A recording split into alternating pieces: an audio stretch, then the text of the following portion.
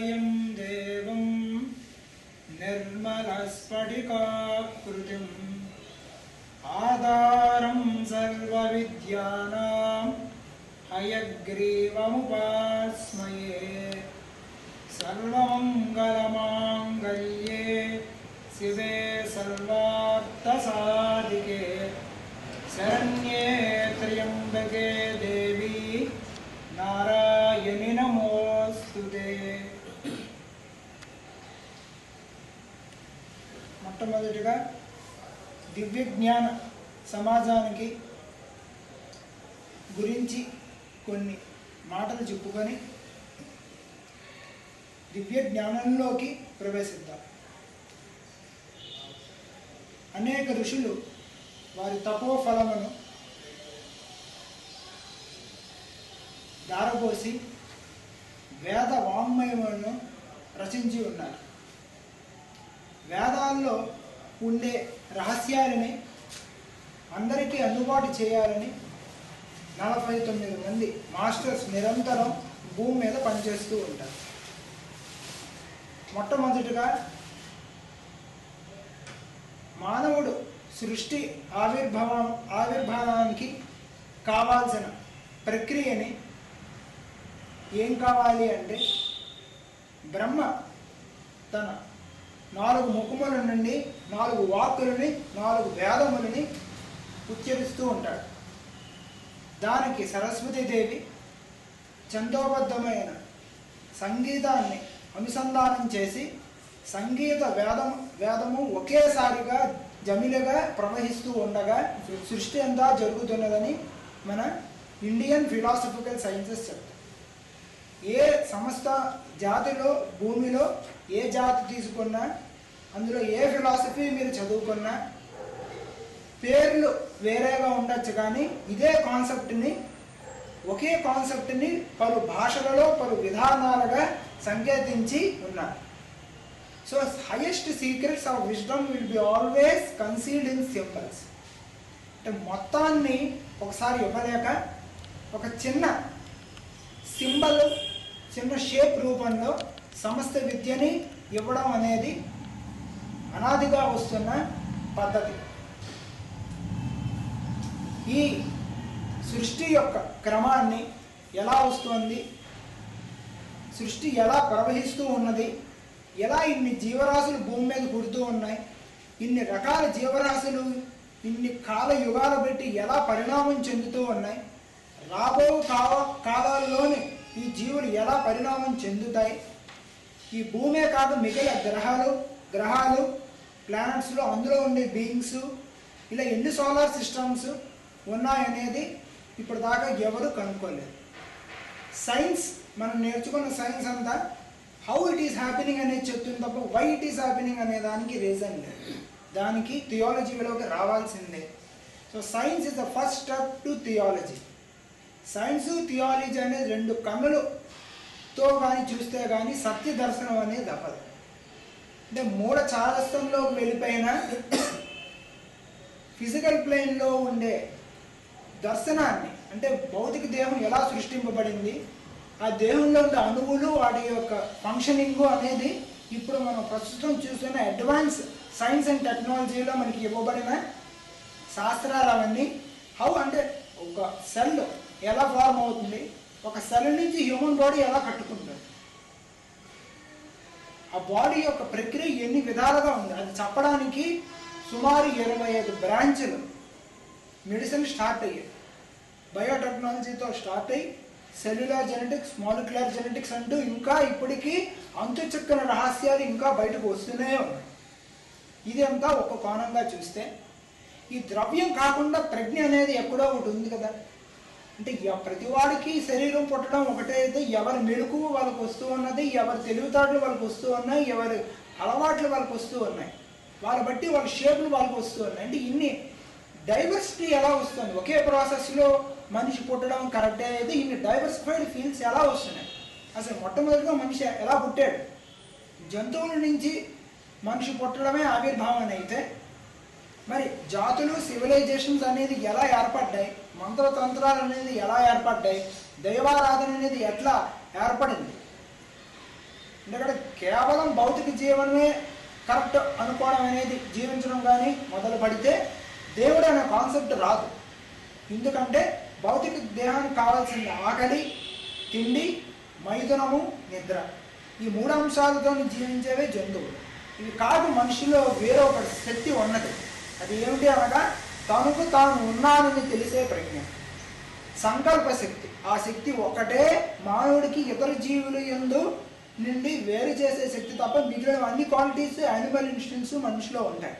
అంటే మరి Darwin theory తప్ప అంటే half right, not completely right. అంటే థియాలజీలోకి ఈ యొక్క సీక్రెట్స్ అన్నింటినీ అనుసంధానం చేస్తూ వేదాల్లోంచి ఈ మానవుడి ప్రజ్ఞ ఎక్కడి నుంచి ఆవిర్భవిస్తున్నది, మనస్సు అనేది ఎలా ఏర్పడింది, పంచేంద్రియాలు పంచతన్మాత్రలు ఎలా ఏర్పడ్డాయి, వీటి అన్నిటికీ అనుసంధానం చేస్తూ అన్ని జాతులు వాళ్ళు అందరు ఋషులు తపస్సుగా ఇచ్చిన ఒక్కొక్క రుక్కుని అనుసంధానం చేసి ఒక క్రమంలో పెట్టిందని వేదం అంటారు. వేదం అనేది ఏది సృష్టించినది కాదు, చేసినది కాదు, ఎవడు వారి దర్శనాన్ని చేసి ఒక రికార్డ్ చేసిన రికార్డ్. అది ఒక భాగం మాత్రమే, ఒక 100th పార్ట్ ఆఫ్ వేదం.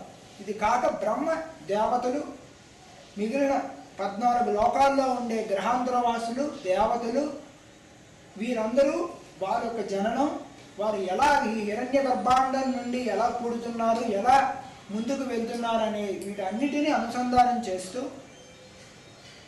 గ్రహాల యొక్క అమెరికా వాటి యొక్క గతులను కూడా అనుసంధానం చేసి ఇచ్చే సమస్త శాస్త్రాన్ని వేదం అంటారు. ఈ వేదాన్ని ఇప్పాలంటే 7 తాలపు చెవులు కావాలి. ఒకటి జ్యోతిషం, వ్యాకరణం, ఛందస్సు, తర్వాత ఒకటి బయాలజీ, భౌతిక ఖగోళ శాస్త్రము, ఇలాగా 7 తాలపు చెవులు ఉన్నాయి. కర్తు శాస్త్రము, ఇలా 7 తాలపు చెవుల ద్వారా ఈ వేదాన్ని ఇప్పచ్చు. అసలు వేదం అంటే ఏమిటి, వేదం అంటే ఏమిటి, వేదం ఎలా పుట్టింది, వీటన్నిటినీ సంగ్రహంగా చెప్పడానికి మ్యాటర్ సరిపోదు. అంటే మాట్లాడుకోవడం అనే మాట, ఆ వేదాన్ని చెప్పడానికి మాట సరిపోదు. అంటే మాట you can't describe the language and the voice will have a barrier to explain about the depths of Veda. It should be experienced. పంచదార తీయగా ఉందని చెప్పడం వేరు, తీపిని అనుభవించడం వేరు. సో అనుభవాన్ని పొందడమే తప్ప తెలుసుకోవడం కన్నా అందులో ఒక భాగంగా అవడం అనేదే ముఖ్యం. సో అది అందించడానికి సూర్యుడు తన హృదయం నుండి జ్ఞాన రవ్వలను ప్రసరింప చేస్తూ ఉంటాడు. ఆ జ్ఞాన రవ్వలు సూర్యతత్వంతో పరమాత్మతత్వంతో నిండి ఉంటాయి. ఈ జ్ఞాన రవ్వలు ఒక్కొక్క గ్రహం మీదకి వచ్చి సూర్యుడు తన యొక్క శక్తులని 7 గ్రహాల కింద విభజన చేస్తారు. మనకి వెన్నుముక ఎలా ఉందో సూర్యుడికి వెన్నుముక కింద 7 గ్రహాలు ఇమిడి ఉంటాయి. అవే 7 లోకాల కింద వస్తాయి. ఈ 7 లోకాల్లో ఈ సూర్యుడు హృదయం నుంచి వస్తున్న దీన్ని మొనాడ్స్ అని మన థియోసాఫికల్ లాంగ్వేజ్లో మొనాడ్స్ అంటారు. దీన్ని జీవప్రజ్ఞ అంటారు. ఈ జీవప్రజ్ఞలు ఈ గ్రహాలు ఒక్కొక్క గ్రహం ఎందు ప్రసరింపచేసి అందులో ఎన్ని జీవరాశులు ఉన్నాయో అన్ని జీవరాశుల దేహం ఎందు అవి ప్రవేశింపబడి ఆఖరికి ఏ శరీరం ఎందు ఉంటే సమస్త బ్రహ్మాండ విద్యని తను అనుభవించగలదు అని ఆలోచించి సూర్య భగవానుడు భౌతిక లోకంలో ఉండే జీవప్రజ్ఞలకు మన భూమి ఒక గ్రహంలో మాత్రమే మనుష్య శరీరం అనేది తయారు చేశారు. అంటే ఒక్కొక్క గ్రహానికి ఒక్కొక్క ఆ గ్రహ తత్వం బట్టి గ్రహ ఎటువంటి పదార్థాలతో నిర్మాణం అయింది అని దాన్ని బట్టి వారికి ఆ గ్రహాంతుల వారికి ఆ శరీరాలు ఉంటాయి. మనం ఉట్టి భూమి గురించి మాట్లాడుకుందాం. సో భూమిలో సుమారు 1,84,000 రకాలు జీవరాశులు ఎన్ని ఉన్నాయన్న తర్వాత రకాలు. ఈ రకాల్లో ఈ మొనాడ్ సూర్యుడు నుంచి వచ్చిన పరమాత్మ ప్రజ్ఞ ఈ జీవ శరీరాలు యందు అన్ని శరీరాలు యందు తన అనుభూతిని పొంది మరల ఇంకో సూర్యమండలంగా పడే ప్రయాణాన్ని జీవ ప్రయాణం అంటారు. ఇది అర్త్ ప్లానెట్లో మాత్రమే మనం చేసే ప్రయాణం.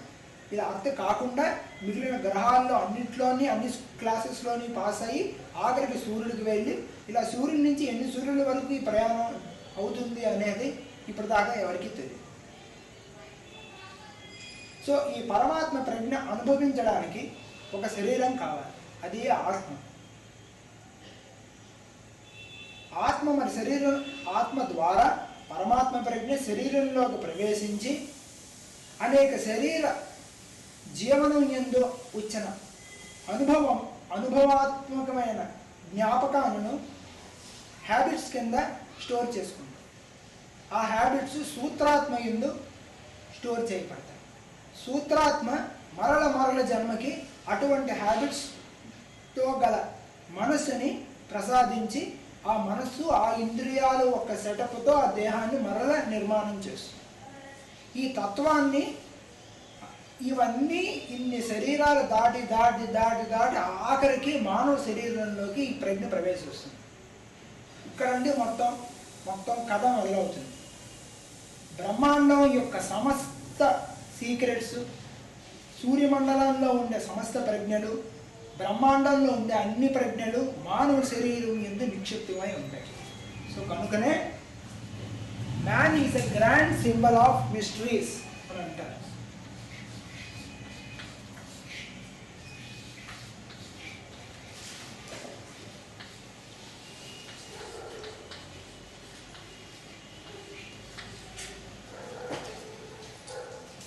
సోదరులు ఎవరికైనా అర్థమైపోతే అడగచ్చు. మీ అందరికీ ఆల్రెడీ థియోసఫిస్టులే ఉంటారు కాబట్టి మీకు బేసిక్స్ నేను చెప్పవలసిన అవసరం లేదనుకుంటున్నాను. So man is a grand symbol of all mysteries. మనం ప్రస్తుత ప్రపంచంలో నేర్చుకున్న శాస్త్రాలు ఏమిటి, ఏం చదువుకుంటున్నాం, ఎటుపక్క ప్రయాణిస్తున్నాం అనేది ఒక్క నిమిషం ఆగి కానీ మనం ఆలోచించగలిగితే, దేన్ని చదువుకుంటున్నాం, కెమిస్ట్రీ చదివినా, ఫిజిక్స్ చదివినా, బయాలజీ చదివినా, స్టాటిస్టిక్స్ చదివినా, భూమి మీద ఉండే సమస్త శాస్త్రాలు చదివినా దేన్ని చదువుతున్నాం? ఈ శాస్త్రాలు చదవక ముందు ఎక్కడున్నాయి, చదివిన తర్వాత ఎక్కడున్నాయి? చదవడం అంటే ఏమిటి అని ఒక ప్రశ్న కానీ వేసుకుంటే, స్కూల్ వరకు అందరూ సైంటిస్టులే, అందరూ డాక్టర్లే, అందరూ లాయర్లే. ఒకే ఒక సంకల్పంతో నేను ఇది అవుతాను అనుకోవడం, 4 ఏళ్ళు పుస్తకాలు తిరగేయడం, అది వెళ్ళిపోవడం. అంటే మనిషి డాక్టర్గా పుడుతున్నాడా, సైంటిస్ట్గా పుడుతున్నాడా? మన ఒక శక్తిని ఆపాదించుకొని, అంటే లేని దాన్ని ఆపాదించుకొని అదిగా బతికేస్తున్నాం. దాన్ని ఇల్యూషన్ అంటాం. మానవుడు దేన్ని తెలుసుకోవాలి? తన్నే తెలుసుకోవాలి.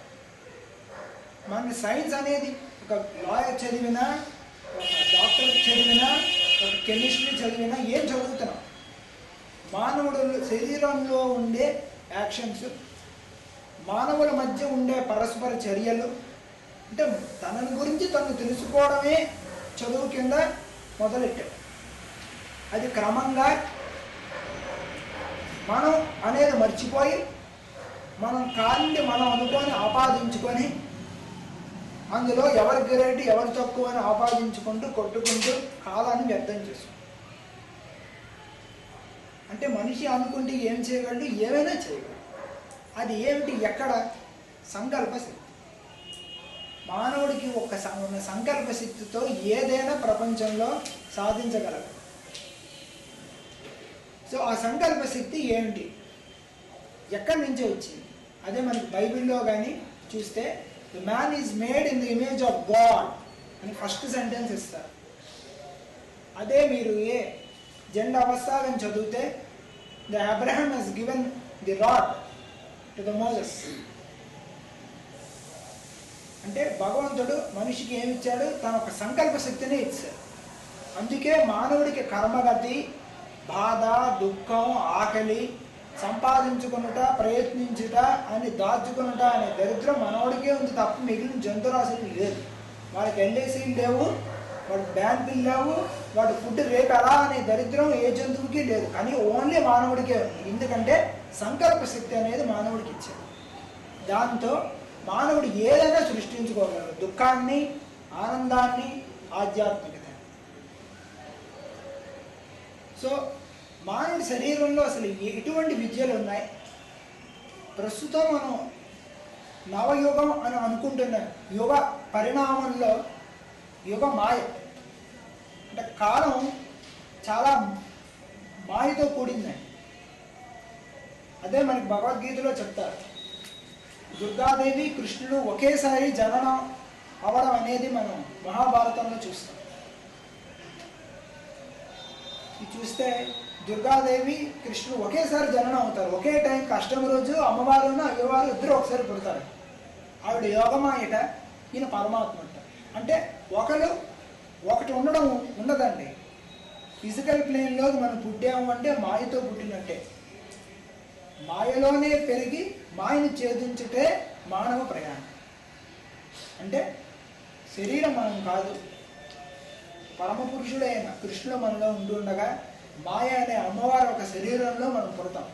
ఈ అమ్మవారే మనకు అన్నీ నేర్పుతుంది. అమ్మవారే అంటే శరీరం బహు కర్మ సాధన. శరీరంలో ఉంటుండగానే అన్ని సాధనలు చేసుకోవాలి తప్ప శరీరం వదిలిన తర్వాత మోక్షస్థితి వస్తుంది అనేది ఎక్కడా లేదు. సో శరీరంలో ఉన్న పరమపురుషుడు, శరీరం స్వరూపమైన మాయ మధ్య జీవాత్మ అనే ప్రజ్ఞ ఇమిడి ఉంటుంది. అంటే అటు అయ్యవారు ఇటు అమ్మవారు మధ్య మానవ సంగ్రామం స్టార్ట్ అయ్యి ఇట తల్లి యొక్క తత్వాన్ని, తండ్రి యొక్క తత్వాన్ని తీసుకొని పెరగడం అనేది మొట్టమొదటిగా గర్భంలో పెరుగుతాం. బయటకు వచ్చిన వెంటనే 14 ఏళ్ళ వరకు తల్లి యొక్క సాన్నిధ్యంలో, తర్వాత తండ్రి యొక్క శిక్షణలో పెరుగుతాం. అంటే తల్లిదండ్రులు ఎవరు? స్త్రీ పురుషతత్వం అనేది ఎటువంటిది? దేహానికి సంబంధించిందా, ఆత్మకు సంబంధించిందా? పురుష దేహాలంటే ఏమిటి, స్త్రీ దేహాలంటే ఏమిటి, వాటి యొక్క ఆవిర్భావం ఏమిటి? వీటి అన్నిటినీ ఎక్స్ప్లెయిన్ చేస్తూ ఫస్ట్ టైం ఆంగ్లంలో ప్రపంచానికి, ఛాందస్సుతో పోతున్న ప్రపంచానికి ఆపి మేడం బ్లావెట్స్కీ అనే ద్రష్ట, ది మాస్టర్స్ ఆఫ్ విజ్డమ్, వారి ద్వారా ఈ యొక్క సమస్త వాంగ్మయ, ఈ వేదాన్ని, వాంగ్మయాన్ని, శాస్త్రానికి జమిడిగా చేర్చి ఆ మిగిలిన సీక్రెట్స్ని ఓపెన్గా చేసి ఇచ్చిన మహాగ్రంథమే సీక్రెట్ డాక్టర్. సీక్రెట్ డాక్టరీన్ అనేది కేవలం పుస్తకం మాత్రం కాదండి. ఆమె ద్వారా వచ్చిన ఈ గ్రంథాలు ప్రతి మానవుడి జీవనం యందు ప్రయాణించవలసిన రహస్య ప్రయాణములు. ఆ ప్రయాణాన్ని, ప్రయాసాన్ని, ప్రస్థానాన్ని అన్నిటినీ అనుసంధానం చేసి ఒక సీక్రెట్ డాక్టర్ అనే గ్రంథం యందు నిక్షిప్తం చేసి ఇచ్చింది. ఇది ఎప్పుడు 100 సంవత్సరాల క్రితం ఆమె ఇచ్చింది. ఆవిడ చెప్పింది అప్పుడు ఇస్తూనే. ఇప్పుడు ఈ పుస్తకం గురించి మీకు అర్థమవుతూ 100 సంవత్సరాల తర్వాత ఇలాగ సభలు పెట్టుకొని దీని గురించి చెప్పుకుంటారంటే అప్పుడు అందరు నవ్వారు. ఎప్పుడైనా ఒక సైంటిస్ట్ ఒక సీక్రెట్ కనుక్కున్నా, ఒక ఇన్వెన్షన్ అయినా, డిస్కవరీ చేసినా, ఒక రెవల్యూషనరీ థాట్ వచ్చినా అప్పుడున్న ప్రజలు ఎప్పుడూ యాక్సెప్ట్ చేయరట. తర్వాతే నెమ్మదిగా క్రమంలో వస్తుంటారు. అంటే దీన్నే మన జాతక కథలు యందు, బుద్ధుడు జాతక కథలు యందు చెప్పారు. ఒక గింజ చెట్టు నుంచి భూమి మీద పడుతుంటుంది. ఆ గింజ పెరిగే స్టేజ్లో ఆ మట్టిలో ఉండే క్రిమికీటకాలు దాన్ని తిందామని ప్రయత్నిస్తాయి. దాని నుంచి భగవంతుడు కాపాడాలి.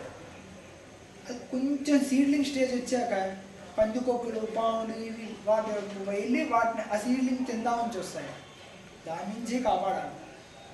అది ఇంకొంచెం పెరుగుతున్న కొద్దీ డీర్స్, టెరెస్ట్రియల్ యానిమల్స్, జింకలు, మిగిలిన ఈ హిప్పోపాటమస్ ఇలాంటి యానిమల్స్ నుంచి మళ్ళీ ఆ ప్లాంట్ని కాపాడాలి, జంతువుల నుంచి. అది కొంచెం పెద్ద అయ్యాక అల్లరి పిల్లలు మొక్కను తీసి ఆడుకోవడం, మొక్కను విరగొట్టడం, రాయిలు వేసి కొట్టడం అన్నీ చేస్తూ ఉంటారు. ఆ పిల్లలు అప్పటికి అవన్నీ తట్టుకోవాలి. అవన్నీ తట్టుకున్న వెంటనే కొంచెం చెట్టు స్టేజ్ అవుతుంటారు. చెట్టు స్టేజ్ అయ్యేసరికి రాళ్ళు పెట్టి కొడతారట. ఆ బాధను తట్టుకుంటుంటారు, వృక్షం అవుతుంటారు. అప్పుడు ఆ వృక్షం కింద క్రిమికీటకాలు, చిన్న చిన్న జంతువులు, పెద్ద జంతువులు, అల్లరి చేసిన పిల్లలు, ఈ చెట్టుని ఎలా యూజ్ చేసుకుందాం అనుకున్న మనిషి అందరూ దాని కింద సేద తీర్చుకుంటారు. ఇన్ని కారణాల నుంచి ఒక గింజను కాపాడుతూ భగవంతుడు పుట్టిస్తున్నాడు. అలా ఎన్ని కారణాలని మనం ఛేదించుకొని మన జీవనాన్ని భగవంతుడు కాపాడుతున్నాడు అనేది మనం ప్రతి క్షణంగానే ఆలోచించగలిగితే మనం జీవిస్తున్నామా అనే ప్రశ్నానికి సరైన సమాధానం వస్తుంది. జీవిత ప్రసాదింపబడుతుంది తప్ప మనం జీవించటం లేదు. యాక్సిడెంట్స్ని ఆపగలరా, డెత్ని ఆపగలరా? దేన్ని ఆపగలం? ఉన్న ప్రస్తుత ప్రపంచం ఎందు ఎన్ని కాల ప్రభావం చేత అవుతున్న చర్యల నుంచి మనం ఎంత కాపాడుకోగలం అంటే భగవంతుడే కాపాడుతున్నాడు, ఆయనే జీవిస్తున్నాడు. ఆయన ప్రసాదించిన ప్రతి క్షణం మనం జీవిస్తూ ఉన్న హక్కు మనకి లేదు. ఆయన ప్రసాదించిన ఒక కృపతో మనం కృతజ్ఞులై ఆయన కర్మకు మనం జీవనం అర్పించుటే తప్ప మనం జీవించడం అనేది అహంకారము. సో కాల ప్రభావం గురించి చెప్తున్నాం. కాలం 17 ఏళ్ళకి మీరు ఇక్కడ కూర్చొని ఈ క్లాస్ విన్న 17 ఏళ్ళ పిల్లడికి ఈ క్లాస్ వల్ల అర్థమవుతుంది. కొంచెం అప్పుడే పెళ్ళై కూర్చొని దంపతులు కూర్చుంటే వారికి ఈ క్లాస్ వల్ల అర్థమవుతుంది. పిల్లలు గల తల్లిదండ్రులకి ఈ క్లాస్ ఒకలా అర్థమవుతుంది. పిల్లల బాధ్యతలు అన్నీ నెరవేర్చి ఇంకేం బాధ్యత లేకుండా విశ్రామంగా కూర్చొని ఆధ్యాత్మిక సాధనే జీవితం అనుకున్న ముసలివానికి ఒకలా అర్థమవుతుంది. భగవంతుడి గురించి సమస్త భౌతిక జీవనాన్ని వదిలి ఆయన గురించే ఆర్తితో బ్రతుకుతున్న సాధకుడికి ఈ క్లాస్ ఒకలా అర్థమవుతుంది. అంటే వయస్సు పెరుగుతున్న కొద్దీ జీవనంలో ప్రజ్ఞలో మార్పు వస్తుంది. వయస్సు బట్టి కొంతమందికి మార్పు వస్తుంది, అనుభవం బట్టి మార్పు వస్తుంది, కాలక్రమం బట్టి మార్పు వస్తుంది. ఒక 10 ఏళ్ల క్రితం ఉండే జాతి ప్రస్తుతం ఉన్న జాతిలో మీకు తేడాలు గమనించగలరు.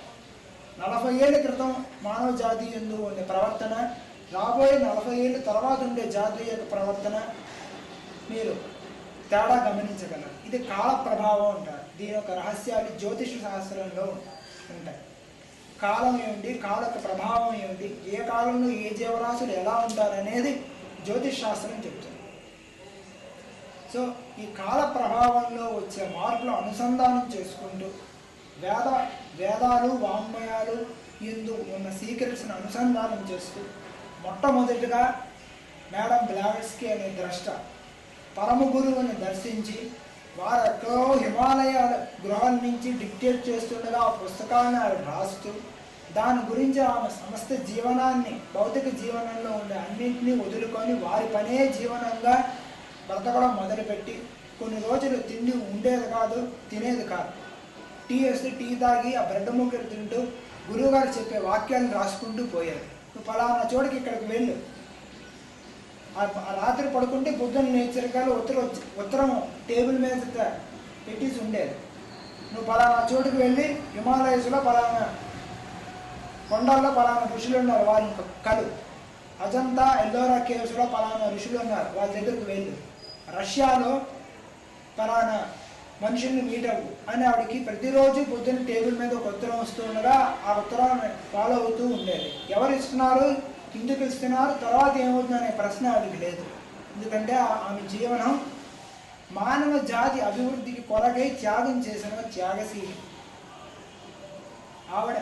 ఆవిడ వెనకాల వచ్చిన ఒక సంఘం మానవ యొక్క పరిణామానికి ఒక వారధిగా వారి జీవనం పడాలి. అంటే అందరం బతుకుతాం. ఒక సైంటిస్ట్ బతికిన బతుకి ఒక స్వార్థపరుడు బతికిన బతుక్కి తేడా ఉంటుందండి. ఈ ఎలక్ట్రిసిటీ ఈరోజు మనం వేసుకుంటున్నామంటే ఈ ఎలక్ట్రిసిటీ కనుక్కున్న ఋషి ఎంత కష్టపడి ఉంటాడు, వారి జీవితాన్ని ఎంత త్యాగం చేసి ఉంటాడు, వారి జీవిత ఫలితమే దీన్ని ఈరోజు మనం ఈ వెలుగులో ఈరోజు క్లాస్ చెప్పుకోవడం అనేది అవుతుంది. అలాగా మానవ ఆధ్యాత్మిక పరిణామానికి కావాల్సిన అంశాల గురించి వారి జీవనాన్ని త్యాగం చేసి ఒక శాఖ వారు ఒక గుంపుగా ఏర్పడి వారి జీవనాన్ని త్యాగం చేసి థియోసఫీ అనే ఒక పేరుతో మహత్తరమైన ప్రయత్నం చేసి ఇచ్చిన కొన్ని గ్రంథాలు, క్రతువులు, ఉపన్యాసాలు, పరమ గురువుల్లో యొక్క మాటలో వారికి వచ్చిన సంభాషణలు, తర్వాత మార్గాన్ని రాబోయే తరాల వారికి అందించాలనే ప్రయత్నంలో ఏర్పడినదే థియోసాఫికల్ సొసైటీ. మనం ఎందుకు వస్తున్నాం, ఇక్కడ ఎందుకు కూర్చుంటున్నాం, ఏం చేస్తున్నాం, మనం వచ్చి వెళ్ళిన తర్వాత ఈ థియోసాఫీ సొసైటీ నుండి ఏమైనా ప్రభావం ఉందా, దీనివల్ల మన జీవనంలో ప్రభావం ఉందా, సరే థియోసాఫికల్ సొసైటీయే సంస్థ, ఇంకేమైనా సంస్థలు ఉన్నాయి. 249 సంస్థలు దీంతో పాటు కలిపి ఈ భూగ్రహంలో నిరంతరం పనిచేస్తుంది. అహోరాత్రాలు, రాత్రింబవళ్ళు మీరు ఎలా అయితే దీన్ని అనుసంధానం చేస్తున్నారో, ఎలా మీ కాలాన్ని, అమూల్యమైన కార్యాన్ని ఇక్కడ స్పెండ్ చేస్తున్నారో, ఇలాగ 249 ఆర్గనైజేషన్స్ భూమి మీద నిరంతర ఆధ్యాత్మిక వికాసం గురించి పనిచేస్తున్నాయి. వీళ్ళని 49 మంది ద్రష్టలు పర్యవేక్షణలో జరుగుతూ ఉంటాయి. ఈ 49 మంది ద్రష్టలు సప్త ఋషుల యొక్క ఆధ్వర్యంలో ఉంటారు.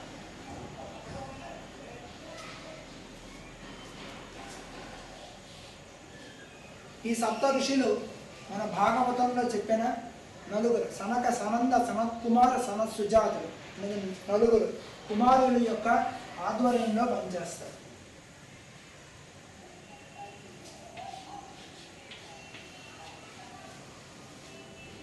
ఈ భూమికి పుట్టిన దగ్గర నుంచి ఇప్పటి వరకు వీరు నిరంతరం పనిచేస్తూ భౌతిక లోకంలో శాస్త్ర జ్ఞానాన్ని, ఆధ్యాత్మిక లోకంలో ఆధ్యాత్మిక తంత్రశాస్త్రాన్ని, మంత్రశాస్త్రాన్ని, జ్యోతిష శాస్త్రాన్ని, అన్ని శాస్త్రాల యందు వీరికి అపరమైన జ్ఞానం ఉంది. అంటే మామూలు జ్ఞానం కూడా కాదు. ఆ జ్ఞానాన్ని వాళ్ళ పుస్తక రూపేణ సృష్టిల ద్వారా, సమస్యల ద్వారా అందించచ్చు. మనలాంటి సామాన్య మనుషులకి ఈ సృష్టి రహస్యాల్లోకి పోవడం ఎలా అనే ప్రశ్న వచ్చినప్పుడు వెంటనే వారికి ఉపయోగపడేటట్టుగా ఇటువంటి సంస్థలని ఏర్పరచుకుంటారు. ఇందులో పనిచేసేవారు ధన్యులు.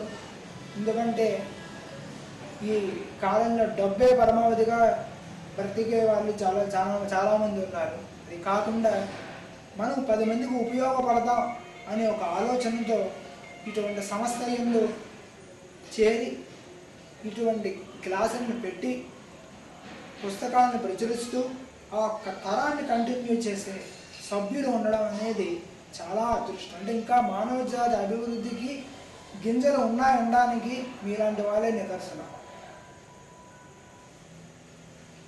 ఇప్పుడు వీటి గురించి సో మ్యాన్ ముందు మనం man the grand symbol of mysteries గురించి చెప్పుకున్నాం. అంటే దివ్య జ్ఞాన సమాజం గురించి కొంచెం చెప్పమని చెప్పారు. నాకు తెలిసిన జ్ఞానం వరకు నేను చెప్పగలిగాను.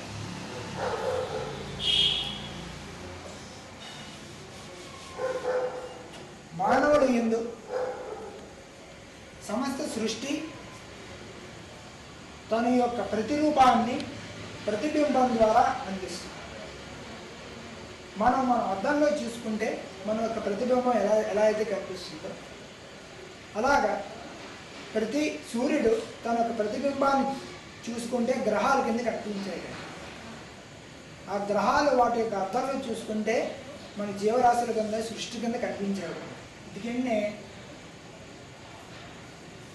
భాస్కరాచార్యులు, అనంత కృష్ణమాచార్యులు ఆ తంత్రశాస్త్రం యందు విపులంగా ఇచ్చారు. అంటే గత అమ్మవారి పూజలు యందు నాన్నగారు అవి స్పీచ్లు చెప్తుండగా విన్నాం. ఆ ఇచ్చిన నిదర్శనం ఇప్పుడు వరకు నాకు సత్యదర్శనమే ఉందిట.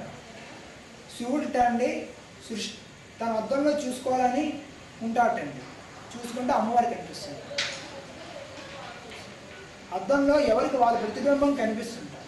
శివుడు అద్దంలో చూసుకుంటే అమ్మవారి ప్రతిరూపం కనిపిస్తుంటారు. అంటే ప్రజ్ఞ యొక్క ప్రతిరూపమే ద్రవ్యం. అంటే స్పిరిట్ యొక్క ప్రతిబింబమే మ్యాటర్. సో దీన్ని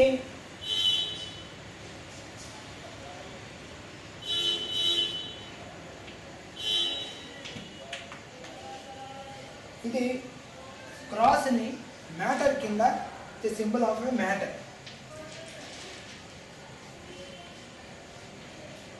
circle is symbol of spirit. ఇది థియోసాఫికల్ సైన్స్లో సెంట్రల్గా ఉంటుంది. ముందు దీని గురించి చెప్పుకుందాం. సర్కిల్ సమస్త సూర్యగ్రహాలు గ్రహగోళాలు అన్ని గుండ్రంగానే మనకి కనిపిస్తాయి. పొద్దున్న లేచిన వెంటనే చూస్తే ప్రపంచాన్ని మనం సెంటర్గా ఉన్నట్టు మన చుట్టూ ఒక సర్కిల్ 360 డిగ్రీస్లో కట్టబడి ఉంటుంది.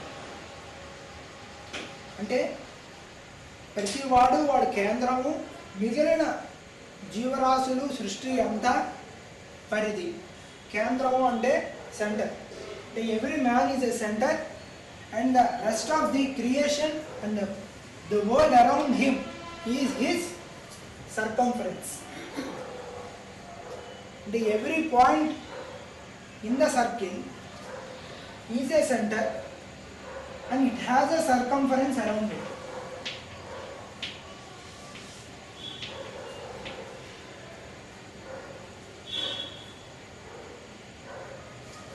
దీనినే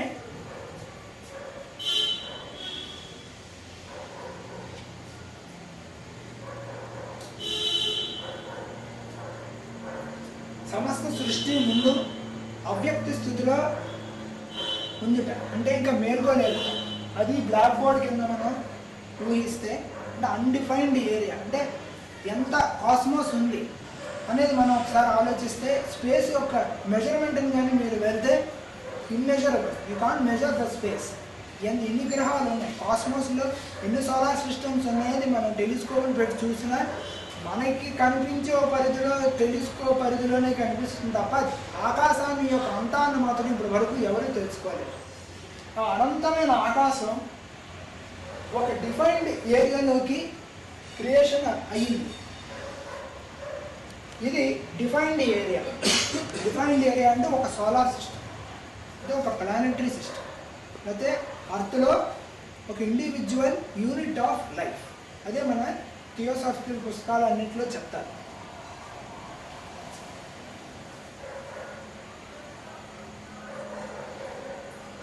ఇక్కడ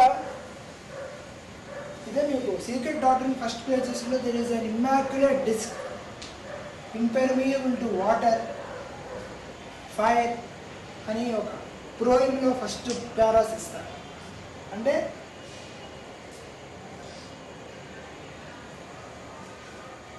కాన్షియస్నెస్ మనం పడుకున్నప్పుడు ఎక్కడ ఉంటుంది, లేచినప్పుడు ఎలా లేస్తుంది. మానవుడి జీవనంలో మనం ప్రస్తుతం మన నిత్య దినచర్యలో మనకు అయ్యే అద్భుతాలని కానీ మనం ధ్యానించగలిగితే బ్రహ్మాండాన్ని గురించి కొంచెం తెలుసుకున్నట్టే. నిద్ర అంటే ఏమిటి, మెలకువ అంటే ఏమిటి, ఎలా పడుకుంటున్నాం, ఎలా లేస్తున్నాం. పడుకున్నప్పుడు సర్కిల్లోకి వెళ్ళిపోతా ఉందండి, లేచినప్పుడు పాయింట్తో పాటు వస్తూ ఉందండి.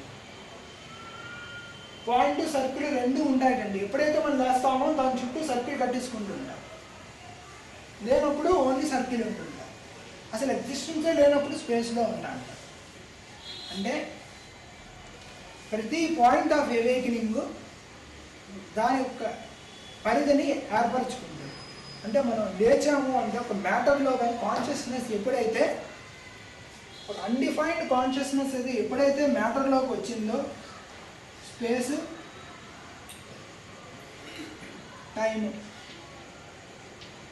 స్పేస్ టైంలోకి ఎప్పుడైతే కాన్షియస్నెస్ అయితే వచ్చిందో దానికి ఒక డిఫైన్డ్ ఏరియా అనేది కంపల్సరీగా ఏర్పడుతుంది. అదే మన దేహం. ఈ దేహం మీద పరమాత్మ ప్రజ్ఞ, దేహంలో ఉండే పరమాత్మ తత్వాన్ని అనుసంధానించడమే థియోసాఫికల్ సైన్స్. మనిషి కానీ ఇలా నించుంటే మానవుడు తలకాయి, రెండు చేతులు, శరీరం.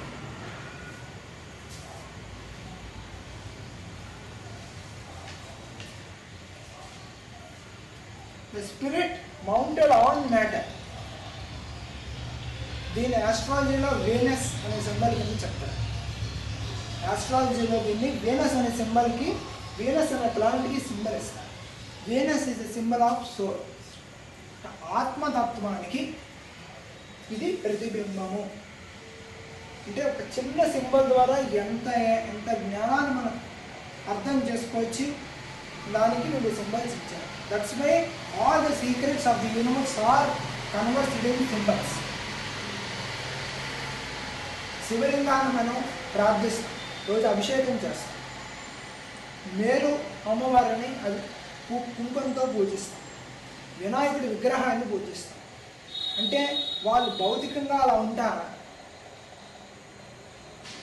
అంటే అన్డిఫైన్డ్ కాస్మోస్ని మనం స్పెసిఫై ఊహించలేం కాబట్టి దాన్ని శివలింగాకారం కింద ఇస్తారు.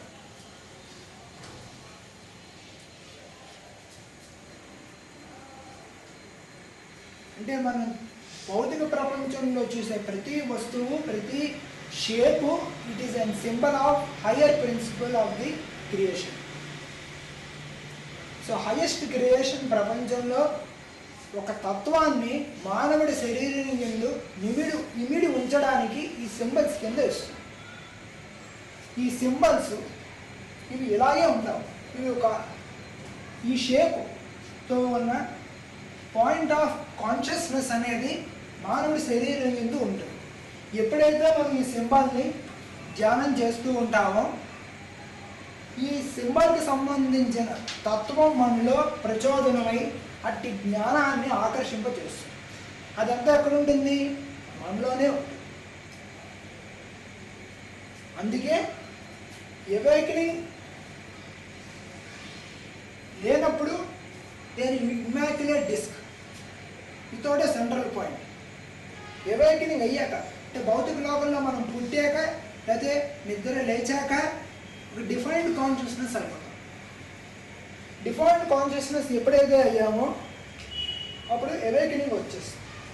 ఎవేకనింగ్ వస్తే మనం పలానా చోట్లో ఉన్నాం, పలానా కాలంలో ఉన్నాం, మన వయస్సు ఇంత అనేది దేహానికి స్పేస్ టైం కోఆర్డినేట్స్ మీద ఐడెంటిఫై అయిపోతుంది.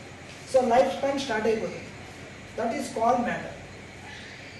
కానీ ఈ శరీరంలోనే, అశాశ్వతమైన ఈ శరీరంలోనే ఇంకో ప్రజ్ఞ కూడా ఉందండి.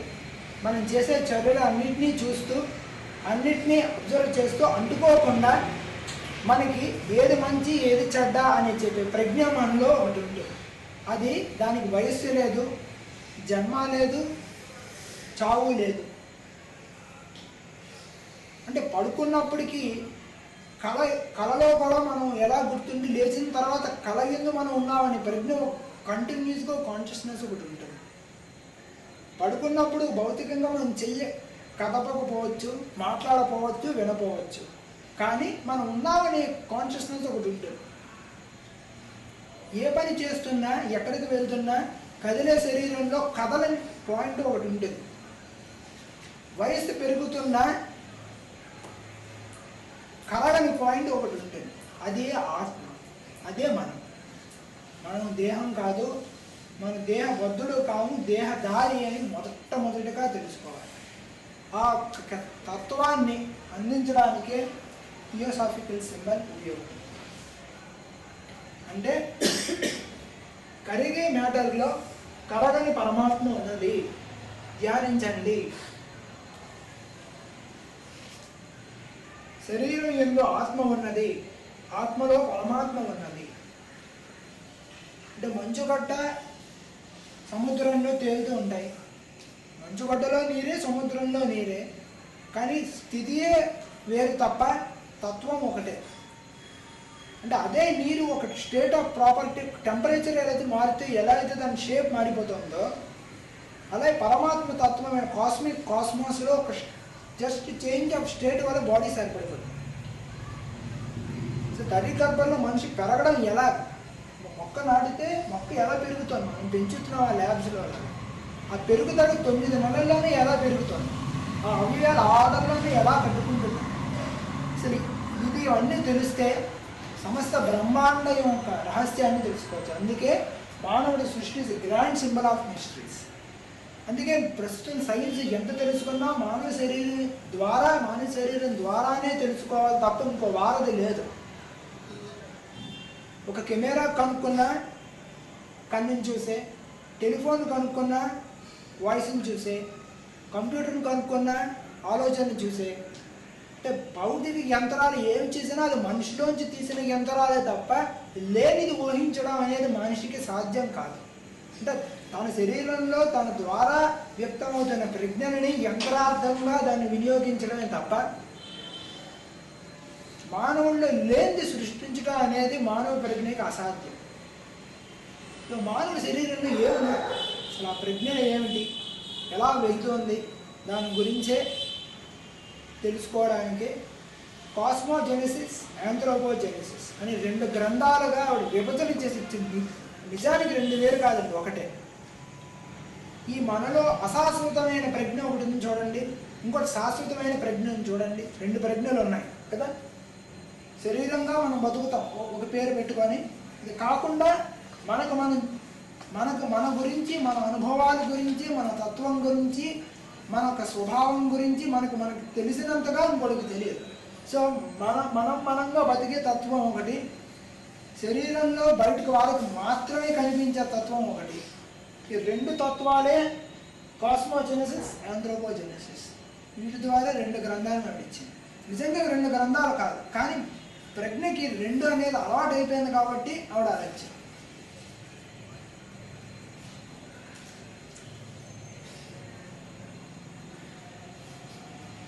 అర్థమవుతుందా స్వామి? బేసిక్స్ అక్కర్లా చెప్పే వెళ్తున్నా. అందరూ మీరు చదువుకునే ఉంటారు కాబట్టి చెప్పండి.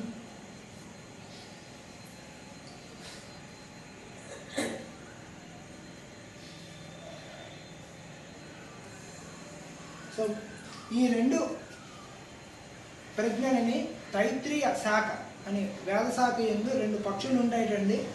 ఒకటి భోజనం చేస్తూ ఉంటుంటే ఇంకోటి భోజనం చేయదుట అని చెప్పారు.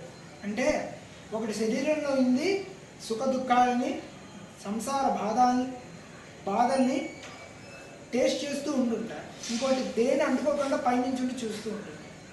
దీన్ని 2 పక్షుల కింద చెప్పారు. దీన్ని మీరు ఈజిప్షియన్ ఫినాలజీలో చూస్తే ఫీనిక్స్ అని చెప్తారు. The 2-headed bird. ఫీనిక్స్ అని ఈజిప్షియన్ టెర్మినాలజీలో మీకు చెప్తారు. సో 2-headed బర్డ్ ఉంది. అంటే అన్ని శాఖల్లోనూ ఒకే తత్వాన్ని ప్రతిబింబించారు. ఆ శాఖలన్నింటినీ అనుసంధానం చేసి ఇచ్చింది ఒక సీక్రెట్ డాక్టర్.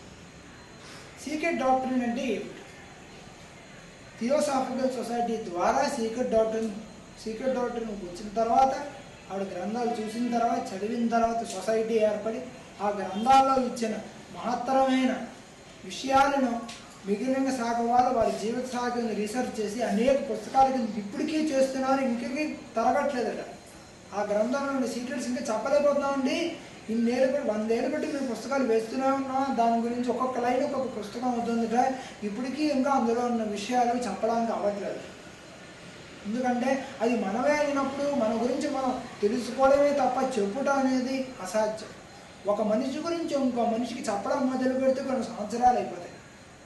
కానీ తెలుసుకోవడం 1 నిమిషంలో తెలుసుకుంటాం. ఒక విషయాన్ని మనం విన్నప్పుడు సంగ్రహించే శక్తి వేరు, చూసినప్పుడు సంగ్రహించే శక్తి వేరు. ఒక మనిషితో మనం తెలియకుండా ఇంకో ద్వారా సంభాషించినప్పుడు తెలుసుకునే విషయం వేరు, అతనితో డైరెక్ట్గా సంభాషించేటప్పుడు తెలుసుకున్నట్టు వేరు. ఇది తెలుసుకోవడం అనేది ఎలా జరుగుతున్నది? ఇప్పుడు మీరు వింటున్నారు, నేను చెప్తున్నాను. నా వాక్ ప్రవహిస్తూ మీరు కంటి చూపు ద్వారా అంటే 5 సెన్సెస్ ఒకసారే మీకు ఇప్పుడు పనిచేస్తుంది. అంటే అర్థం చేసుకునటం అనేది ఏమిటో అర్థమైతే మానవుడు ఒక ఫంక్షనింగ్లో 100th పార్ట్ అర్థమైందంటే అర్థం అవడం అంటే ఏమిటి, తెలుసుకోవడం అంటే ఏంటి? ఒక మనిషి డాక్టర్ అయినా, లాయర్ అయినా, టీచర్ అయినా ఒక పర్టికులర్ ప్రొఫెషన్ తీసుకున్న అది అవ్వడం అంటే ఎలా అవుతున్నాడు, అంటే అదిగా వాడు ఎలా మారుతున్నాడు, తెలియడం అంటే ఏమిటి? ఇంత చిన్నదాన్నే మనం 4 ఏళ్ళు తెలుసుకున్నప్పుడు బ్రహ్మాండం గురించి ఎందుకు తెలుసుకోలేము? అది మనలోనే ఉంది కదా. తెలుసుకోవడానికి ప్రయత్నం లేదు కనుక, చెప్పేవారు లేరు కనుక అని మాత్రం అనకండి. ఎప్పుడైతే అదే మాస్టర్స్ చెప్పారు.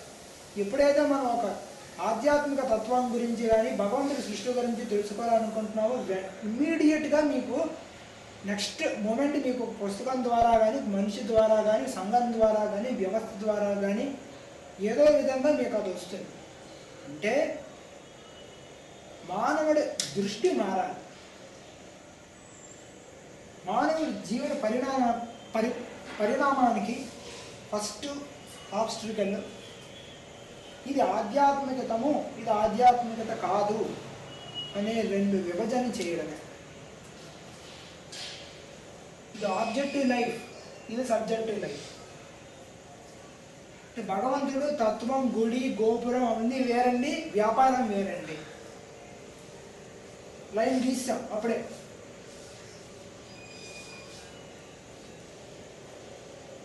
ఈ థియోసాఫికల్ సొసైటీలోకి వస్తే అలా ఉంటాం, థియోసాఫికల్ సొసైటీ నుంచి బయటికి వెళ్ళిపోతే అలా అంటాం, మళ్ళీ ఎదిగిస్తాం. సద్గురువులు, స్వామీజీలు, మహర్షుల దగ్గర మనం ఉండే ప్రవర్తన అలా ఉంటుంది, మనకన్నా కింద వాళ్ళతో ఉన్నప్పుడు ప్రవర్తన అలా ఉంటుంది, మళ్ళీ గీతగీస్తాం. భౌతిక ప్రపంచంలో మనం నేర్చుకునే విద్యలు, ఎడల మనకుండే దృష్టి, ఇలాంటి ఆధ్యాత్మిక విద్యలు ఎందుకు నేర్చుకున్న దృష్టి మళ్ళీ గీస్తాం. అసలు ఇన్ని ఉంటాయండి, రెండు అనేది ఉంటుందా? కనిపిస్తోంది తప్ప, రెండు అనేది మీకు ఇటు నుంచి దూరం నుంచి రెండు భాగాలు కింద కనిపిస్తుందే తప్ప ఇటు తిప్పితే ఒకటేగా. దాన్ని ఆబ్జెక్టివ్, సబ్జెక్టివ్ లైట్స్ కింద కృతి సాకలి ఎందు డ్రామా కింద వేస్తారు. అంటే ఈ సృష్టి తత్వాన్ని చెప్పడానికి కష్టం కాబట్టి ఒక డ్రామా కింద, ఒక సినిమా యాక్ట్ కింద ఒక ఋషుల్ని, ఒక గ్రహాలని కానీ, ఒక దేవతలను కానీ రోల్స్ని ప్లే చేసి ఒక డ్రామా కింద వేస్తారు. ఆ డ్రామా కింద వేసేటప్పుడు ఆ ఆధ్యాత్మిక తత్వం వాడిలో వెళ్ళిపోతుంది. అంటే మాట ద్వారా గురువు శిష్యుల్లోకి ఎలా ప్రవేశిస్తాడో, వాక్ ద్వారా ఉపాధ్యాయుడు చెప్పిన విద్య శిష్యుడి యందు ఎలా ప్రవేశిస్తుందో, అంటే ఎలా వెలుగుతోందో, ఎలా అర్థమవుతుందో, ఎలా ప్రచోదనం అవుతుందో, అదేవిధంగా ప్రతిరోజు సూర్యోదయం అయ్యేటప్పుడు సూర్యుడు మనలో ప్రచోదనం అవుతాడు. అదే గాయత్రి ఒక ఉపదేశం మంత్రంలో ఒక 100వ భాగం. మళ్ళీ సూర్యుడు గమనం అలా అవుతున్నప్పుడు ప్రజ్ఞ నశించి మళ్ళీ నిద్రలోకి వెళ్ళిపోతాను. చూడండి, విచిత్రంగా ఉండదు. అంటే సోలార్ మూమెంట్ బట్టి మనకి బాడీలో ఆకలి దప్పికలు వేయడం, శరీరానికి వయస్సు పెరగడం, మళ్ళీ క్రమంగా నశించడం. అంటే ఈ అశాశ్వతమైన శరీరంలో శాశ్వత విద్యను మనం పొందాలి. చూస్తూ ఉంటే శరీరం ఎన్ని రోజులైనా వెళ్ళిపోతూ ఉంటుంది, కాలం ఆగదు. అంటే పరిగెట్టే కాలంలో శరీరం ఒక బాధ్యతలతో బయట ఉన్న ధర్మాలను అనుసంధానం చేస్తూ పరిగెడుతూ శాశ్వతంగా మనం శాశ్వతమైన విద్యను పొందాలి. అటువంటి ఆ తత్వాన్ని కానీ మీరు అర్థం చేసుకోగలిగితే ఈ రెండు పక్షులు, ఈ రెండు ప్రజ్ఞల యొక్క తత్వం మనకి అర్థమవుతుంది. నిజానికి రెండు కాదు, ఇది ఒకటే. అంటే మనం చదువుతున్న సమస్త శాస్త్రాలు ఆధ్యాత్మిక శాస్త్రంలో ఒక భాగం అనేది మొట్టమొదటిగా మనం భావించేసి. There is nothing as objectivity without subjectivity. దేవుడు అంటే గుళ్ళోనే ఉంటాడు, విగ్రహాలు, నామాలు, బొట్లు మాత్రం కాదు. మీరు చదివే సైన్స్లో దేవుడు లేడా? దేవుడు అంటే ఏం? With consciousness and its life the which you cannot comprehend or understand, because it's beyond your comprehension, because your mind and apparatus are very definite. How can you taste the infinite? You can be a part of the infinite, but you cannot see the infinite as all. దీనికే మనకు విశ్వరూప సందర్శనం కింద కృష్ణ భగవానుడు ఇచ్చాడు. ఆ కృష్ణ భగవానుడు ఇచ్చిన విశ్వరూప సందర్శనం చెప్పాడు, నువ్వు ఈ కళ్ళతో చూడలో నేను దివ్య దృష్టిని ఇస్తున్నానని. చూసినప్పుడు ఆ విశ్వరూప సందర్శనంలో అర్జునుడు తను చూసుకున్నాడండి. జనరల్గా ఈ క్యాలెండర్ మనకి వేస్తారేంటంటే విశ్వరూప సందర్శనం కృష్ణుడు ఇచ్చినట్టు అర్జునుడు బయట ఉండి చూస్తున్నట్టుగా ఇస్తారు. అది తప్పది. విశ్వరూపం అన్నప్పుడు విశ్వంలో వీడో భాగమై ఉండాలి కదా. అవుట్కట్ బయటకు వచ్చి చూడడం అనేది ఉండదు. అంటే అనుభూతి చెందాడు. మరి అనుభూతి చెందుతున్నప్పుడు చుట్టుపక్కల వాళ్ళు ఏం చేస్తున్నారు? ఇంతసేపు ఇంత భగవద్గీత, ఇంత మధ్య, ఇంత ఆ యుద్ధంలో ఉన్నాడు. ఏమని మళ్ళా కామ్గా ఫ్యాన్ కింద కూర్చొని హ్యాపీగా సొసైటీ అని కూర్చోలేదు. రేపు యుద్ధం చేయాలి, అది బంధువులతో వర్గం వాళ్ళతో యుద్ధం చేయాలి. అక్కడ కూర్చున్నాడు, అక్కడ కృష్ణుడు భగవద్గీత చెప్తున్నాడు, ఇందులో క్వశ్చన్లు ఆన్సర్లు విశ్వరూప సందర్శనం. మీరు మిగిలిన అందరూ ఏం చేస్తున్నారు అనేది ఒక ప్రశ్న ఎవరికైనా రాదండి. ఇంతసేపు చెప్పినట్టు ఈ మాత్రం భగవద్గీత అందరూ వింటే యుద్ధం అయి ఉంటేదా అన్న ప్రశ్న కూడా వస్తుంది. ఆ టైం ఆగిపోయింది. అంటే ద గాడ్ ఫైనల్ టైంలోంచి ఇన్ఫైనట్ టైంలోకి పట్టుకెళ్ళిపోయాడు మొత్తం సృష్టి. అంటే at any point of time దీన్ని బట్టి మనకు అర్థం చేసుకోవాల్సింది ఏంటంటే, ఏ మనిషి అయినా ఏ పాయింట్ ఆఫ్ టైంలో అయినా ఎంత హైయెస్ట్ రెవల్యూషన్గానే వెళ్ళగలరు. ఇప్పుడుతో నా కర్మ నశించింది, బ్యాడ్ అంతా పోయింది, ఇప్పుడు నేను సన్మార్గంలో ఉంటానని సంకల్పించి హైయెస్ట్ ఇల్యూమినేషన్ ఈ నిమిషాన్ని ఇప్పుడు మీరు పొందగలరు. ఇది మీరు నమ్మగలిగితే అదబ్బే అంటే మీతో పాటు వచ్చేస్తుంది. అదే పరమ గురువు మా శ్రీకే గారు చెప్పారు. అంటే నాకు తెలిసి చాలామంది పుస్తకాలు నేను చదివాను, బట్ ఆయన దాంట్లో ఉండే ఆయన ప్రవచనాల్లో ఆయన వచనాల్లో ఇచ్చే కొన్ని సీక్రెట్స్ నేను ఎక్కడా చదవలేదు. నాన్నగారి దగ్గర మా నాన్నగారి పేరు ఎంఆర్ఎల్ రావు గారు, మీ అందరికి తెలిసే ఉంటారు. ఆయన పాదాల దగ్గర 14 ఏళ్ళు బట్టి నేర్చుకుంటూనే ఉన్నాను. ఇంకా అక్కడ ఎంత ఉందో తెలియలేదు, కానీ ఈ చెప్పకి ఎంత ఎక్కిందో అంతవరకు చెప్పగలం. వాళ్ళు ఏంటంటే ఏ క్షణంలో అయినా మనం ఈ నిమిషంలో మన కర్మ భస్మీపట్టడం అయిపోతుంది నమ్మితే అయిపోతుంటాయి. అది ఏ ద్రష్ట చెప్పగలరండి? అంటే సంకల్ప శక్తి మాత్రంతో సమస్త కర్మని భస్మీపట్టడం చేయొచ్చు. అదే అర్జునుడు విశ్వరూప సందర్శిస్తుంది. అనన్యాస్ ఎంతో మాం యోజనా పరిభాషతే దేశాం మిథ్యాభియుక్తానాం యోగక్షేమం మహామ్యం సర్వధర్మాన్ పరిత్యజ్య మామేకం శరణం వ్రజ హంస్వా సర్వపాపేభ్యో మోక్షయిష్యామి మా శీఘ్రం. ఆ పాయింట్ ఆఫ్ టైంలో అర్జునుడికి కలిగిన విశ్వరూప సందర్శనం ప్రతి మానవుడికి కలుగుతుంది. ఈ నిమిషాన్నే కలగచ్చు మీరు నమ్మితే. కృష్ణుడు ఎక్కడా లేడు, ఇక్కడే ఉన్నాడు. ఆ విశ్వరూప సందర్శనంలో అందులో ఒక దర్శనమే సీక్రెట్ డాక్టర్. అంటే ఈవిడ అంత జ్ఞానాన్ని ఎన్ని యుగాలు చదివితే ఆ బుక్స్లో ఉండే నాలెడ్జ్ అర్థమవుతుందండి. అంటే ఆవిడ క్షణమాత్రం పొంది ఉంటుంది. మాస్టర్స్ అక్కడి నుంచి చెప్తుంటే ఈవిడకి అర్థం అవడం రాయడం అనేది క్షణమాత్రంలో అయి ఉంటాయి. అంటే మనం అండర్స్టాండ్ చేసుకొని రీసెర్చ్ ఎగ్జామ్స్ లాగా రాయడం కాదు. ఆ గ్రంథాల్లో ఇచ్చే ఒక తత్వం కానీ మనం పరిశోధన చేయగలిగితే మానవుడి జీవనానికి కావాల్సిన సొల్యూషన్స్ని ఇచ్చారు. అంటే ప్రతి ఆస్పిరెంట్కి డిసైబుల్కి లైఫ్ ఎలా లీడ్ చేయాలి అంటే సీక్రెట్ డాక్టర్ని ప్రవేశించి తీరాలంతే.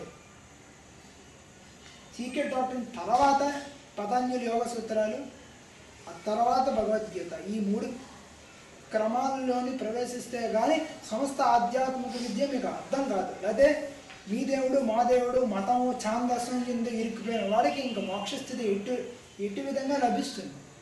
సో ఛాందస్సంతో ఉన్న వాళ్ళకి మ్యాటర్లో కూడా గాడ్ ఉంటాడు అని థియోసఫీకి ఒక కల్ట్ ద్వారా సీక్రెట్ డాక్టర్ అనే పుస్తకం ద్వారా లైఫ్ సైంటిఫిక్ టర్మినాలజీలో వేదాంతాన్ని ఫస్ట్ టైం అందించి ఉన్నారు.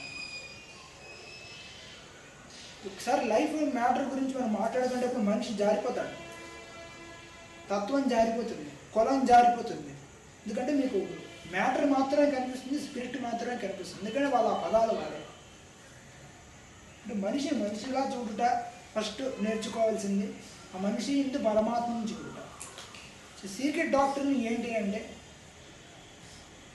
సమస్త వేద వాంగ్మయములకు ఒక చిన్న ఉపోద్ఘాతం. అది అంతా వేదం కాదు. వేదాల గురించి మీకు సంగ్రహంగా తెలియాలంటే అది ఒక ఉపోద్ఘాతం.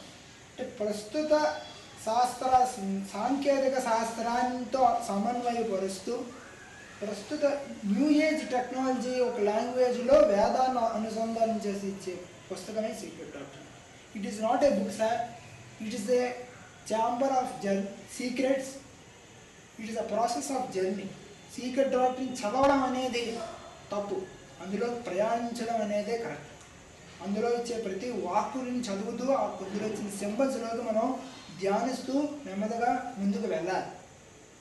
వెళ్తే ఆ పుస్తకంలో ఆవిడ ఇచ్చే ఆ రహస్యాలకి ఏంటేంటి ఇస్తున్నారంటే ఆ తత్వం మనలో దర్శించడం అనేది, ఆపాదించుకోవడం, అనుభవించడం, అనుభూతి చెందడం, అదిగా అవడం. ఈ 5 సోపానాల మీద అవుతారు.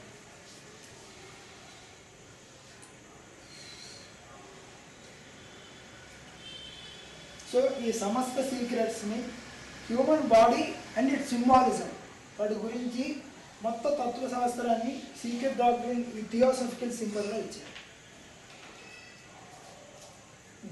దీనిపైన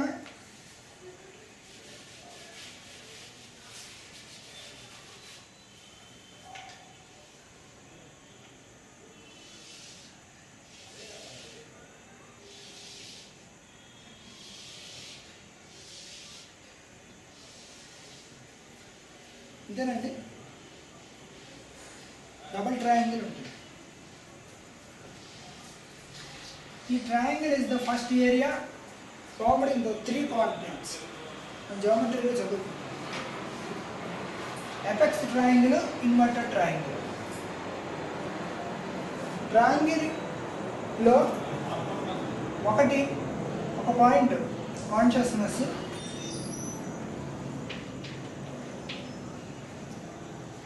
second point matter, third point energy. ఈ 3 లేనిది సృష్టిలో ఏమైనా ఉందో చూపించాం. కాన్షియస్నెస్, మ్యాటర్ అండ్ ఎనర్జీ 3 లేనిదే లైఫ్ లేదు, ఫార్మ్ లేదు. ఈ 3 యొక్క శక్తి వల్ల ఫార్మ్ అనేది ఏర్పడుతుంది. చాక్ పీస్ తీసుకోండి. ఎనర్జీ ఉంది. ఎనర్జీ ఎలా ఉంటుంది? It is composed of cells. Cells contains nucleus. Nucleus contains energy. Matter, it is tangible, can be, has its physical properties, composed of calcium element. దీనికి కలర్. మ్యాటర్. కాన్షియస్నెస్, దీని life. ప్రతి ఇన్స్ట్రుమెంట్కి దాని life ఉంటుంది. ఓ period of life అయిన తర్వాత paper నెమ్మదిగా decompose అయిపోతుంది. Chalk piece brittle అయిపోతుంది, విరిగిపోతుంది. ఐరన్ తుప్పు పట్టేస్తుంది. ఎందుకు అవుతుంది? ఉండాలి కదా, లైఫ్ లేనప్పుడు మరి కంపల్సరీగా ఉండాలి కదా మ్యాటర్. దానికి ఓ పీరియడ్ ఆఫ్ యాక్టివిటీ అనేది ఉంటుంది. ఏదైనా సృష్టిలో పుట్టింది అంటే దానికి అంతం ఉంటుంది. పీరియడ్ ఆఫ్ జర్మినేషన్ ఉందంటే పీరియడ్ ఆఫ్ డీకే ఉంటుంది. దాన్ని లైఫ్ పీరియడ్ అంటారు. అంటే మనం తెలియకుండా దాని లైఫ్ అంతా వాడేస్తాం. ఆ పదానికి డెప్త్లోకి వెళ్ళాలి.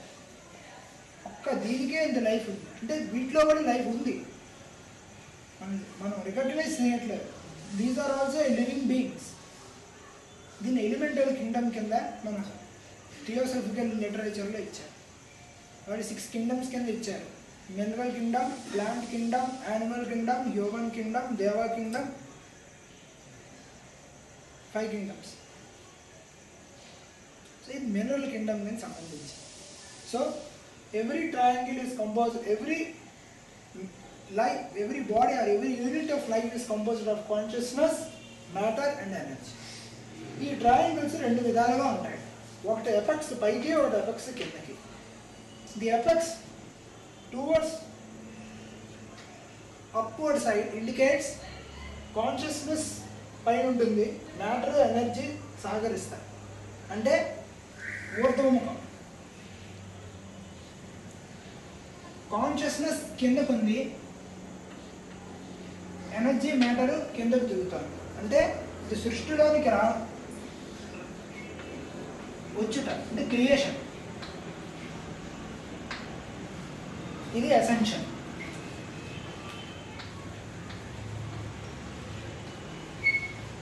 శరీరంలోకి వచ్చుట, శరీరాన్ని వదిలిపోవుట.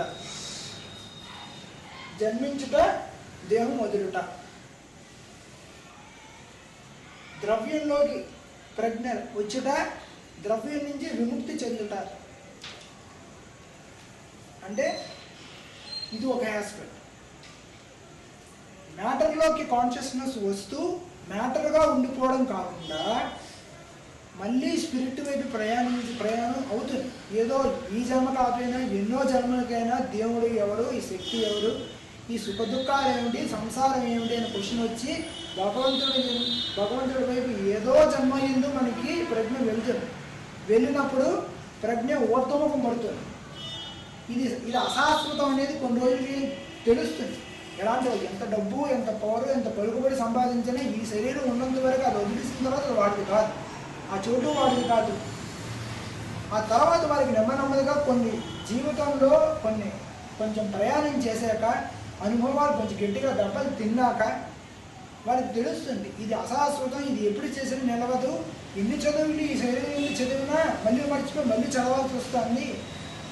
ఎన్ని నేర్చుకున్నా, ఎంత కష్టపడి ఎంత డబ్బు సంపాదించి అందరికీ ఇచ్చినా మరలా అది పోయినప్పుడు మళ్ళీ పోతుంది. అంటే మనం వాల్యుబుల్ టైంతో పాటు వాల్యుబుల్ టైంలో పర్మనెంట్ వాల్యూస్ని మర్చిపోయి టెంపరీ వాల్యూస్ ఎడలా మన ప్రజ్ఞ వెళ్ళిపోతుంది. మనం టైం వేస్ట్ చేస్తున్నాం. ఇది కాక టెంపరీ వాల్యూస్ని మనం ఈ టైం ఎందు మనం గెయిన్ చేసుకోవాలి. అంటే అశాశ్వతం శరీరం ఎందు శాశ్వతమైన వర్చ్యూస్ని మార్కెట్ చేసుకోవాలి. వర్చ్యూస్ని మనం పొందాలి.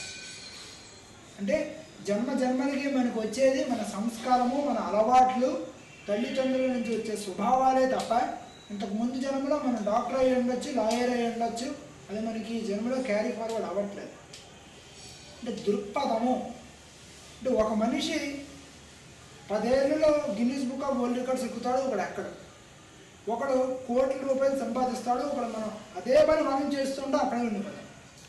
ఒకడు ఆధ్యాత్మిక వెలుగులో హైయెస్ట్ మాస్టర్ అయిపోయి అందరికీ ఇనిషియేట్ చేస్తూ ఉంటారు. ఒక జన్మలో మనమే అదే పుస్తకం చదువుతాం, అదే సీక్రెట్ డాక్టర్ని మనం పేజీలు తిరగేస్తాం, మనం అక్కడే ఉంటాం. తారా ఏంటి అంటే వాడికి కలిగిన ప్రచోదనం మనకు కలగట్లేదు. క్లాసులో ఒకడు ఫస్ట్ ర్యాంక్ వస్తుంది, ఒకటి ఫెయిల్ అవుతున్నారు. ఇది ఎప్పటి నుంచో వస్తుంది. మీ తరగతుల నుంచి ఈ తరగతులు ఇప్పుడు తరగతులు కూడా ఉండాలి. ఒక క్లాసు ఏంది ఒక టీచర్ ఒకే సబ్జెక్ట్ చెప్తూ ఉండగా ఒక స్టూడెంట్ ఫస్ట్ క్లాస్ వస్తుంది, ఇంకో స్టూడెంట్ ఎవడో ఒకటి ఫెయిల్ అవుతూనే ఉన్నాడు. ఎందుకు? అందుకే ప్రచోదనం. అంటే awakening. Everybody is not awakening to the 100% of the teaching. So దేహం అనే స్కూల్లో ఎంతమంది మనం అవేకన్ అయ్యి దీని ద్వారా ఉన్న లెసన్స్ని మనం వినియోగిస్తున్నాం అనేది ఫస్ట్ ప్రశ్న వేసుకోవాలి.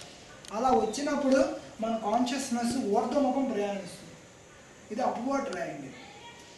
ఎప్పుడైతే ఇది కాదు శరీరమే పర్మనెంట్, దీని ద్వారా మనం డబ్బు, పలుకుబడి, పదవి సంపాదించుకోవాలని రాత్రి బాల్లో 90 ఏళ్ళ వరకు అన్ని సంపాదించి శరీరం వదిలేస్తే మళ్ళీ వచ్చే జన్మలో మళ్ళీ ఇది సైకిల్ స్టార్ట్స్. అంటే ఏం చేసేట ఇన్ని రోజులు వాల్యుబుల్ టైంలో అంటే గణించుకోవడం తప్పు కాదండి. నేను ఇప్పుడు అంటే గణించిన వాళ్ళని నేనేమనట్లేదు. అంటే అదే పరమావధి కాదు అని చెప్పడంలో నా ఉద్దేశం. అంటే అది గణిస్తూ పర్మనెంట్ వాల్యూస్ ఏవైతే మనిషికి వినియోగిస్తాయో వచ్చే జన్మలకి అవి కూడా మనం దాంతో ఈ టైంతో పాటు సంపాదించుకోవాలి. అవి ఏమిటవి? Virtues, character and spiritual values. ఇవి ఒకటే మనకి వచ్చే జన్మకి మనకి తరలింప చేస్తాయి. ఆ దృక్పథాన్ని అనేది ఏర్పాటు చేస్తాయి. ఒక ద్రష్ట సీక్రెట్ డాక్టర్ని చదవడంలో అంటే ఈకే గారు సీక్రెట్ డాక్టర్ని చదివి చెప్పడంలో మనం చదువుకోవడంలో తేడా ఎందుకు వస్తుంది? పరమ గురువులు చదివిన అదే పుస్తకాలు వాళ్ళు చదివి క్షణాల్లో మోక్షస్థితిని పొందుతున్నారు. మనమే అవి పుస్తకాలు చదువుతున్నాం. ఎందుకంటే ఆ అవేకనింగ్ మనకి కలగట్లేదు. ఆ అవేకనింగ్ని మనం ఇటువంటి స్టడీస్ ద్వారా, మెడిటేషన్స్ ద్వారా, సాధన ద్వారా పెంపొందించుకుంటే ఏదో జన్మకి మనకి అటువంటి అవేకనింగ్ అవుతుంది. అటువంటి అవేకనింగ్ మనకి సద్గురు ప్రసాదించాలని ప్రార్థిస్తూ సెలవు తీసుకుంటాం. స్వస్తి ప్రజాభ్య పరిపాలయంతాం న్యాయేన మార్గేణ మహీమహీషాః గోబ్రాహ్మణేభ్యः శుభమస్తు నిత్యం. లోకాः సమస్తాः సుఖినో భవంతు. ఓం శాంతి శాంతి శాంతి. చెప్పేస్తారు. a clean life, a clean life, an open mind, an open mind, a pure heart, a pure heart, an eager intellect, an eager intellect, an unveiled spiritual perception, an unveiled spiritual perception, a readiness for one's co-disciple, a readiness for one's co-disciple, a readiness to give and receive, a readiness to give and receive, advice and instructions, advice and instructions, a loyal sense of duty to the teacher, a loyal sense of duty to the teacher, a willing obedience behests of truth, a willing obedience to the behest of truth, a courageous endurance of personal injustice, a courageous endurance of personal injustice, a brave declaration of principles, a brave declaration of principles, a valiant defense of those who are unjustly attacked, a valiant defense of those who are unjustly attacked, and a constant eye to the idol of human progression and perfection, and a constant eye on the human ideal and perfection, which the secret science depicts. which the secret science depicts. These are the golden styles, These are the golden steps, steps of which of the steps of which the learner may climb to the temple of divine wisdom. of the learner may climb to the temple of divine wisdom. Loka samasta sukhino bhavantu. Loka samasta